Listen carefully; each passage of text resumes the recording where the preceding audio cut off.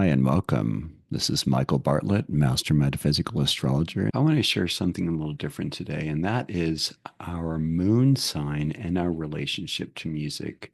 Something over the years that I've found is very impressive about each of us is that we have this very interesting, almost instinctual relationship to certain music, certain artists, certain types of music. I just thought it would be nice to explore this element with you and ask you to share as well what your experience is with your moon sign and your music.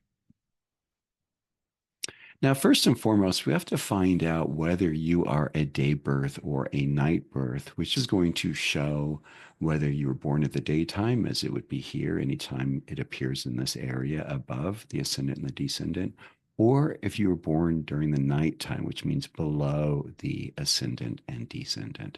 This will really flavor the type of lunar experience you're going to have. The difference between being born at night or being born during the day is quite significant in the sense that if you were born during the day, which means when the sun is above the eastern and western horizon, this means that your life is going to be a lot more dedicated to how you are seen in the world, the work you do, the ways in which you bring forth your ideas and make them manifest on the physical plane for other people to see, view, review, and make comments about. Those of us who are born at night, meaning when the sun is below the ascendant descendant line or under the eastern western horizon, this means that we're a lot more ruled by our lunar nature. This means that relationships are going to be very key, that our emotional feelings, that our experiences, and those sorts of tingles that we get and all the other things that are associated with feelings are really this part. It's really also important, besides whether we know we're a day birth or a night birth, where our moon is throughout the zodiac, and that is by sign and by house. Each of the houses is a sort of developmental structure, 1 through 12, from being born to passing away, or we can also see it as different areas or places in our life. You can go on the internet and find out pretty much any information you want to know in this regard. The place where your moon is found is going to be where you tend to show a lot more of your emotional nature. And by the sign, it's going to be the way in which your moon is dressed and the tools it uses to go about feeling and having experiences. So we have Aries, Taurus, Gemini, Cancer, Leo, Virgo, Libra, Scorpio, Sagittarius, Capricorn, Aquarius, and Pisces. And so if you have a water sign moon, you're going to be a lot more emotionally centered, a lot more feeling oriented. You're going to have impressions about people. You're going to get senses about things. This is almost, in a sense, what's going to happen also with fire. Fire is very instinctual. And so fire is going to get quick inklings and insights about things that it can do and feel and almost get bombarded by those feelings as well as anyone around them. Air signs, on the other hand, are going to say things like interesting or are going to make statements that have to do with a mental cognition about what the emotion is going on. A sense with an air sign would be, oh, I think I feel something. Notice the I think is in there first. And then finally, the earth signs are going to actually throw themselves into whatever kind of a physical sort of a sense they can in order to deal with whatever their emotions are.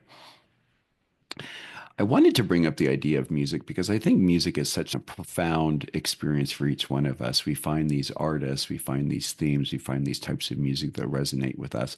And so today I'm going to share what I experience as my 12th house Scorpio moon. And I, again, would invite you to share the same with me. And let's start a dialogue about this because I think it's just so fascinating, our emotional nature. The reason why I'm not including Mercury with this is because I have a Capricorn Mercury, which makes me very practical and pragmatic. And I don't really want to talk about things from a practical and pragmatic standpoint here. I really want to talk about how the feelings are and what your experience is with your moon by sign and even by house, if you know that much about your moon sign. So for me, some of the songs or music that as soon as I hear it really sends me into an emotional response is Samuel Barber's Adagio for strings. First and foremost, I would love to be playing the music for each one of these, even little snippets, but I don't really want to get in trouble with any of the copyright laws or cause any problems. But please go on YouTube or whatever it is you use for accessing your music and listen to some of these pieces. You probably already know them, but these are just my personal experience with them. So Adagio for strings, that one, certain parts of it can just make me bawl like a baby almost immediately. Christina Aguilera's Beautiful. You are beautiful in every single way. Very emotionally empowering. James Taylor, Fire and Rain, when he sang about losing his dear friend in a plane crash. Fleetwood Mac's Landslide. Oh my gosh, that always gets me. It gives me goosebumps even just talking about it right now. Queen's Bohemian Rhapsody. I know that one resonates with a lot of people out there. And again, these aren't in any sort of order. They don't mean that there aren't other songs that I don't absolutely love as well, but these are the ones I can come up with that are just my standard go-to songs when I want to just really feel, maybe emote a bit. Patti LaBelle's version of Somewhere Over the Rainbow. Oh, the way that woman sings, she's got some incredible pipes. As far as love songs, the ones that I would play, I had a CD there for a while that I'd created that had all my breakup music. So when I break up with someone or they'd break up with me, I'd play this music and just bawl my eyes out and cry and feel desperate and sad. Of course, I'm a 12th house moon. What am I going to feel? I'm going to feel that nobody loves me, that I don't deserve to be loved. So Find Me Someone to Love by Queen. Hearing Freddie Mercury sing that song is just moves me to my soul.